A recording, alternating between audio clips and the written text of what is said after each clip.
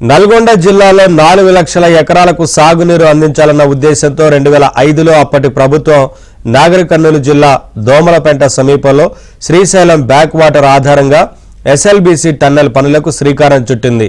దోమలపెంటలోని కృష్ణానది నుంచి మన్నెవారిపల్లి మీదుగా 44.50 కిలోమీటర్ల దూరం టన్నెల్ పనులు జరుగుతున్నాయి. అయితే 4 ఏళ్ల నుంచి టన్నెల్ తవ్వకం పనులు పెండింగ్లో ఉన్నాయి. ఈ పనులను పూర్తి చేసేందుకు తెలంగాణ ప్రభుత్వం యుద్ధ ప్రాతిపదిక పనులు చేపడుతోంది. దీంతో 5 రోజుల క్రితమే తిరిగి ప్రారంభమయ్యాయి.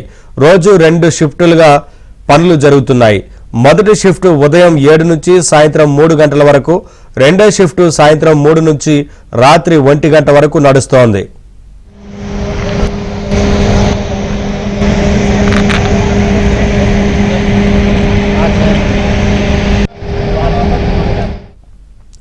శనివారం ఉదయం మొదటి షిఫ్ట్లో పనిచేయడానికి మొత్తం 54 మంది టన్నెల్ లోపలికి వెళ్లారు.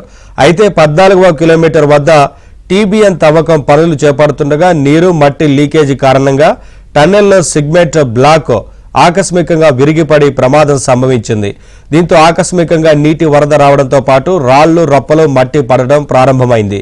కేవలం అరగంట వ్యవధిలో 8 మీటర్ల మేర నీరు చేరడంతో ఒక్కసారిగా కలకలం రేగింది. 124 మీటర్ల దూరం వరకు టన్నెల్లో పెచ్చులుడి పడ్డాయి. దీంతో టన్నెల్ బోల్ట్ మెషిన్ వెనక భాగంలో ఉన్న 46 మంది బయటకు పరుగులు పెట్టి ప్రాణాలను కాపాడుకున్నారు.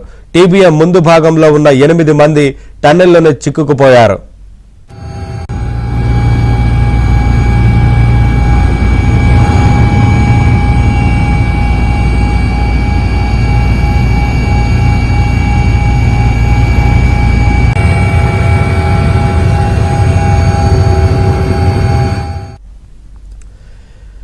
టన్నెల్ తవ్వకంలో టీబీఎం పనులను అమెరికాకు చెందిన రాబిన్ కంపెనీ చేస్తుండగా సెగ్మెంట్ బ్లాకులను బిగించి ఊట నీటితో పాటు మట్టి కూలకుండా చేయడం జేపీ అసోసియేట్స్ చేపడుతోంది. ప్రమాదంతో టన్నెల్లో జేపీ కంపెనీకి చెందిన 2 ఉద్యోగులతో పాటు రాబిన్ కంపెనీకి చెందిన 2 టెక్నికల్ ఉద్యోగులు, 4 కార్మికులు చిక్కుకున్నారు.